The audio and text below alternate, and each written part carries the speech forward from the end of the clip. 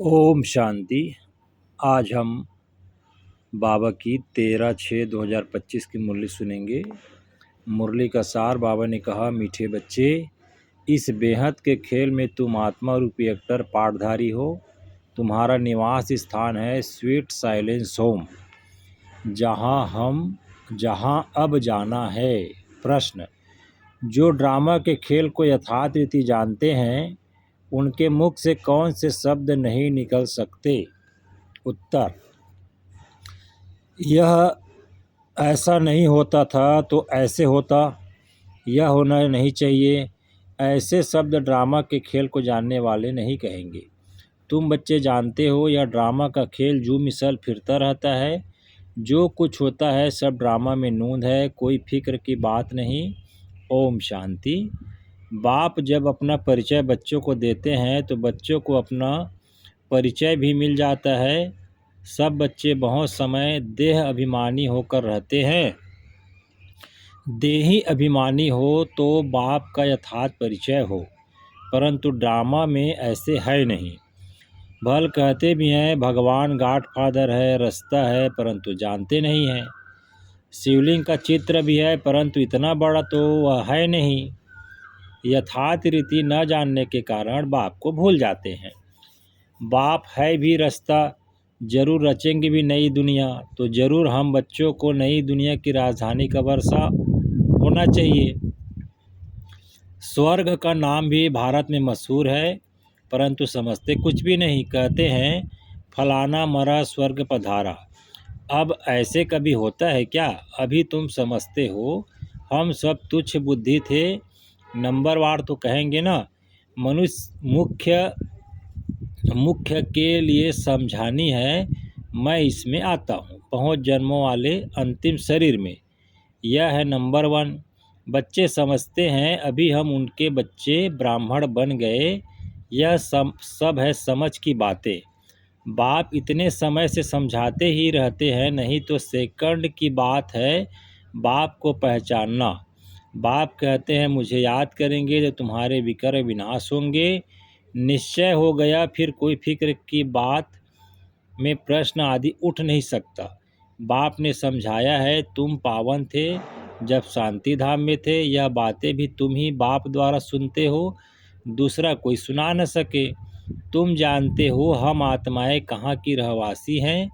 जैसे नाटक के एक्टर्स कहेंगे हम यहाँ के रहवासी हैं, कपड़ा बदल कर स्टेज पर आ जाएंगे। अभी तुम समझते हो हम यहाँ के रहवासी नहीं हैं, यह एक नाटकशाला है। यह अभी बुद्धि में आया है कि हम मूल वतन के निवासी हैं, जिसको स्वीट साइलेंस होम कहा जाता है। इसके लिए सब चाहते हैं, क्योंकि आत्मा दुखी है ना, तो कहते हैं हम कैसे वापस घर जाएं। घर का पता न होने के कारण भटकते हैं। अभी तुम भटकने से छूटे, बच्चों को मालूम पड़ गया है। अभी तुमको सचमुच घर जाना है। अहम आत्मा कितनी छोटी बिंदी है, यह भी वंडर है, जिसको कुदरत कहा जाता है। इतनी छोटी बिंदी में इतना पाठ भरा हुआ है। परमपिता परमात्मा कैसे पाठ बजाते हैं, यह भी तुम जान गए हो। सबसे मुख्य पाठधारी वह है, करण करावनहार है ना। तुम मीठे मीठे बच्चों को यह भी समझ में आया है कि हम आत्माएं शांति धाम से आती हैं। आत्माएं कोई नई थोड़ी निकलती हैं जो शरीर में प्रवेश करती नहीं। आत्माएं सभी स्वीट होम में रहती हैं, वहाँ से आती हैं पाठ बजाने। सभी को पाठ बजाना है, यह खेल है। यह सूर्य चांद स्टार्स आदि क्या है? यह सब बत्तियाँ हैं जिसमें रात और दिन का खेल चलता है। कई कहते हैं सूर्य देवताय नमः, चंद्रमा देवताय नमः, परंतु वास्तव में यह कोई देवताएं है नहीं। इस खेल का किसी को मालूम नहीं है। सूर्य चांद को भी देवता कह देते हैं। वास्तव में इस सारे विश्व नाटक के लिए बत्तियां हैं। हम रहवासी हैं स्वीट साइलेंस होम के। यहाँ हम पाठ बजा रहे हैं। यह जो मिसल चक्र फिरता रहता है। जो कुछ होता है ड्रामा में नूंद है। ऐसे नहीं कहना चाहिए कि ऐसे नहीं होता था तो ऐसे होता, यह तो ड्रामा है ना। मिसला जैसे तुम्हारी माँ थी, ख्याल में तो नहीं था ना कि चली जाएगी। अच्छा, शरीर छोड़ दिया, ड्रामा। अब अपना नया पार्ट बजा रही है। फिक्र की कोई बात नहीं, यहाँ तुम सब बच्चों की बुद्धि में है, हम एक्टर्स हैं। यह हार और जीत का खेल है। यह हार जीत का खेल माया पर आधारित है। माया से हारे हार है और माया से जीते जीत। यह गाते तो सब है, परंतु बुद्धि में ज्ञान जरा भी नहीं है। तुम जानते हो माया क्या चीज़ है? यह तो रावण है, जिसको ही माया कहा जाता है। धन को संपत्ति कहा जाता है, धन को माया नहीं कहेंगे। मनुष्य समझते हैं इनके पास बहुत धन है तो कह देते माया का नशा है। लेकिन माया का नशा होता है क्या? माया को तो हम जीतने की कोशिश करते हैं, तो इसमें कोई भी बात में संशय नहीं उठना चाहिए। कच्ची अवस्था होने के कारण ही संशय उठता है। अभी भगवानुवाच है किसके प्रति? आत्माओं के प्रति। भगवान तो जरूर शिव ही चाहिए, भगवान तो जरूर शिव ही चाहिए जो आत्माओं प्रति कहे। श्री कृष्ण तो देहधारी है, वह आत्माओं प्रति कैसे कहेंगे? तुमको कोई देहधारी ज्ञान नहीं सुनाते हैं। बाप को तो देह है नहीं, और तो सबको देह है। जिनकी पूजा करते हैं उनको याद करना तो सहज है। ब्रह्मा विष्णु शंकर को कहेंगे देवता, शिव को भगवान कहते हैं। ऊँचते ऊँच भगवान, उनको देह है नहीं। यह भी तुम जानते हो, जब मूल वतन में आत्माएं थी तो तुमको देह थी नहीं, तुम आत्माएं थी। यह बाबा भी आत्मा है, सिर्फ वह परम है। इनका पाठ गाया हुआ है, पाठ बजा कर गए हैं, तभी पूजा होती है। परंतु एक भी मनुष्य नहीं जिसको यह मालूम हो 5000 वर्ष पहले भी परमपिता परमात्मा रास्ता आया था। वह है हेवनली गॉड फादर। हर 5000 वर्ष बाद कल्प के संगम पर वह आते हैं, परंतु कल्प की आयु लंबी चौड़ी कर देने से सब भूल गए हैं। तुम बच्चों को बाप बैठ समझाते हैं, तुम खुद कहते हो बाबा हम आपसे कल्प कल्प मिलते हैं और आपसे वर्षा लेते हैं, फिर कैसे गंवाते हैं? यह बुद्धि में है। ज्ञान तो अनेक प्रकार के हैं, परंतु ज्ञान का सागर भगवान को ही कहा जाता है। अब यह भी सब समझते हैं विनाश होगा जरूर। आगे भी विनाश हुआ था, कैसे हुआ था यह किसी को भी पता नहीं है। शास्त्रों में तो विनाश के बारे में क्या क्या लिख दिया है। पांडव और कौरव की युद्ध कैसे हो सकती है?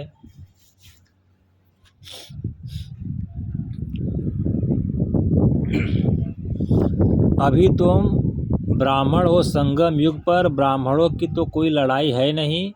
बाप कहते हैं तुम हमारे बच्चे हो, नॉन वायोलेंस, डबल अहिंसक। अभी तुम निर्विकारी बन रहे हो, तुम ही बाप से कल्प कल्प वर्षा लेते हो, इसमें कुछ भी तकलीफ की बात नहीं। नॉलेज बड़ी सहज है। 84 जन्मों का चक्र तुम्हारी बुद्धि में है। अभी नाटक पूरा होता है, बाकी थोड़ा टाइम है। तुम जानते हो अभी ऐसा समय आने वाला है जो साहूकारों को भी अनाज नहीं मिलेगा, पानी नहीं मिलेगा। इसको कहा जाता है दुख के पहाड़। खूने नाहक खेल है ना, इतने सब खत्म हो जाएंगे। कोई भूल करते हैं तो उनको दंड मिलता है। इन्होंने क्या भूल की है? सिर्फ एक ही भूल की है, जो बाप को भूले हैं। तुम तो बाप से रजाई ले रहे हो, बाकी मनुष्य तो समझते हैं मरे कि मरे। महाभारत लड़ाई थोड़ी थी, शुरू हुई तो मर जाएंगे। लड़ाई थोड़ी भी शुरू हुई तो मर जाएंगे। तुम तो जीते हो ना, तुम ट्रांसफ़र होकर अमरलोक में जाते हो इस पढ़ाई की ताकत से। पढ़ाई को सोर्स ऑफ इनकम कहा जाता है। शास्त्रों की भी पढ़ाई है, उससे भी इनकम होती है, परंतु वह पढ़ाई है भक्ति की। अब बाप कहते हैं तुमको इन लक्ष्मी नारायण जैसा बनना है। तुम अभी स्वच्छ बुद्धि बनते हो। तुम जानते हो हम ऊँच से ऊँच बनते हैं, फिर पुनः जन्म लेते लेते नीचे उतरते हैं। नए से पुराना होता है, सीढ़ी जरूर उतरनी पड़े ना। अभी सृष्टि की भी उतरती कला है। चढ़ती कला थी तो इन देवताओं का राज्य था, स्वर्ग था, अभी नर्क है। अभी तुम फिर से पुरुषार्थ कर रहे हो, स्वर्गवासी बनने के लिए बाबा बाबा करते रहते हो, ओ गॉड फादर कह पुकारते हैं, परंतु यह थोड़ी समझते हैं कि वह आत्माओं का बाप ऊंच से ऊंच है, हम उनके बच्चे, फिर दुखी क्यों? अभी तुम समझते हो दुखी भी अभी तुम समझते हो दुखी भी होना ही है।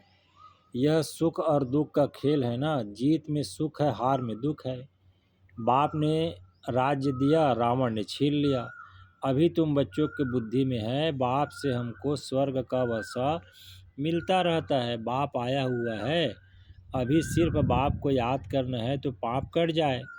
जन्म जन्मांतर का सिर पर बोझा है ना, यह भी तुम जानते हो। तुम कोई बहुत दुखी नहीं होते हो। कुछ सुख भी है, आटे में नमक, जिसको काग वृष्ट समान सुख कहा जाता है। तुम जानते हो सर्व का सद्गति दाता एक ही बाप है, जगत का गुरु भी एक ठहरा, वानप्रस्थ में गुरु किया जाता है। अभी तो छोटे को भी गुरु करा देते हैं कि अगर मर जाए तो सद्गति को पाएंगे। बाप कहते हैं वास्तव में किसको भी गुरु नहीं कह सकते, गुरु वह जो सद्गति दे। सद्गति दाता तो एक ही है, बाकी क्राइस्ट बुद्ध आदि कोई भी गुरु नहीं। वे आते हैं तो सबको सद्गति मिलती है क्या? क्राइस्ट आया, उनके पीछे सब आने लगे, जो भी उस धर्म के थे, फिर उनको गुरु कैसे कहेंगे जबकि ले जाने लिए निमित्त बने हैं। पतित पावन एक बाप को कहते हैं, वह सबको वापस ले जाने वाला है, स्थापना भी करते हैं। सिर्फ सबको ले जाए तो प्रलय हो जाए, प्रलय तो होती नहीं। सर्वशास्त्रमय शिरोमणि श्रीमद् भगवत गीता गाई हुई है, गायन है, यदा यदा धर्मस्य, भारत में ही बाप आते हैं। स्वर्ग की बादशाही देने वाला बाप है, उनको ही सर्वव्यापी कह देते हैं। अभी तुम बच्चों को खुशी है कि नई दुनिया में सारे विश्व पर एक हमारा ही राज्य होगा, उस राज्य को कोई छीन नहीं सकता। यहाँ तो टुकड़े टुकड़े पर आपस में कितना लड़ते रहते हैं। तुमको तो मज़ा है, खग्गियाँ मारनी है। कल्प कल्प बाबा से हम वर्षा लेते हैं तो कितनी खुशी होनी चाहिए। बाप कहते हैं मुझे याद करो, फिर भी भूल जाते हैं। कहते हैं बाबा योग टूट जाता है। बाबा ने कहा योग अक्षर निकाल दो, वह तो शास्त्रों का अक्षर अक्षर है। बाप कहते हैं मुझे याद करो, योग भक्ति मार्ग का अक्षर है। बाप से बादशाही मिलती है स्वर्ग की, उनको तुम याद नहीं करेंगे तो विकर विनाश कैसे होंगे, रजाई कैसे मिलेगी? याद नहीं करेंगे तो पद भी कम हो पड़ेगा, सजा भी खाएंगे। यह भी अक्ल नहीं है, इतने बेसमझ बन पड़े हैं। मैं कल्प कल्प तुमको कहता हूँ मामेकम याद करो, जीते जी इस दुनिया से मर जाओ। बाप की याद से तुम्हारे विकर विनाश होंगे और तुम विजय माला का दाना बन जाएंगे। कितना सहज है। ऊँचते ऊँच शिव बाबा और ब्रह्मा दोनों हाईएस्ट हैं, वो पारलौकिक और यह अलौकिक। बिल्कुल साधारण टीचर है, वह टीचर फिर भी सजा देते हैं, यह तो पुचकार देते रहते हैं। कहते मीठे बच्चे बाप को याद करो, सतो प्रधान बनना है, पतित पावन एक ही बाप है, गुरु भी वही ठहरा और कोई गुरु हो न सके। कहते हैं पार निर्वाण गया, यह सब गपोड़ा है, एक भी वापिस जा न सके, सबका ड्रामा में पार्ट है। कितनी विशाल बुद्धि और खुशी रहनी चाहिए। ऊपर से लेकर सारा ज्ञान बुद्धि में है। ब्राह्मण ही ज्ञान उठाते हैं, न शूद्रों में न देवताओं में यह ज्ञान है। अब समझने वाला समझे, जो न समझे उनका मौत है। पद भी कम हो जाएगा, स्कूल में भी नहीं पढ़ते हैं तो पद कम हो जाता है। अल्फ बाबा बेस बादशाही, हम फिर से अपनी राजधानी में जा रहे हैं, यह पुरानी दुनिया खत्म हो जाएगी।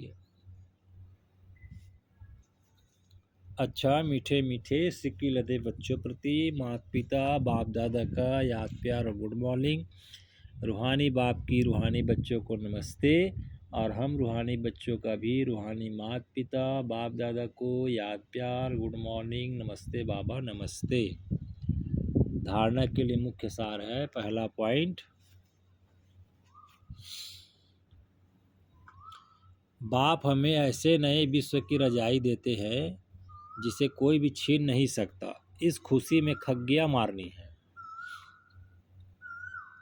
बाप हमें ऐसे नए विश्व की रजाई देते हैं जिसे कोई छीन नहीं सकता। इस खुशी में खग्गियाँ मारनी है। दूसरा पॉइंट, विजय माला का दाना बनने के लिए जीते जी इस पुरानी दुनिया से मरना है। बाप की याद से भी कर्म विनाश करने हैं। फिर बाबा ने वरदान दिया, अपनी पावरफुल स्टेज द्वारा सर्व की शुभ कामनाओं को पूर्ण करने वाले महादानी भव। पीछे आने वाली आत्माएं थोड़े में ही राजी होंगी, क्योंकि उनका पाठ ही कना दाना लेने का है। कना दाना। तो ऐसी आत्माओं को उनकी भावना का फल प्राप्त हो, कोई भी वंचित न रहे, इसके लिए अभी से अपने में सर्व शक्तियाँ जमा करो। जब आप अपनी संपूर्ण पावरफुल महादानी स्टेज पर स्थित होंगे तो किसी भी आत्मा को अपने सहयोग से महादान देने के कर्तव्य के आधार से शुभ भावना का स्विच ऑन करने की नज़र से निहाल कर देंगे। अच्छा जी, आज का स्लोगन बाबा ने कहा, सदा ईश्वरीय मर्यादाओं पर चलते रहो तो मर्यादा पुरुषोत्तम बन जाएंगे। अव्यक्त इशारे आत्मिक स्थिति में रहने का अभ्यास करो, अंतर्मुखी बनो। जब सेवा की स्टेज पर जाते हो तो यह अनुभव होना चाहिए कि यह आत्माएं बहुत समय के अंतर्मुखता की रूहानियत की गुफा से निकलकर सेवा के लिए आई हैं। तपस्वी रूप दिखाई दे, बेहद के वैराग्य की रेखाएं सूरज से दिखाई दे। जितना ही अति रुहाब उतना ही अति रहम। ऐसी सर्विस अभी का अभी समय है। ओम शांति है।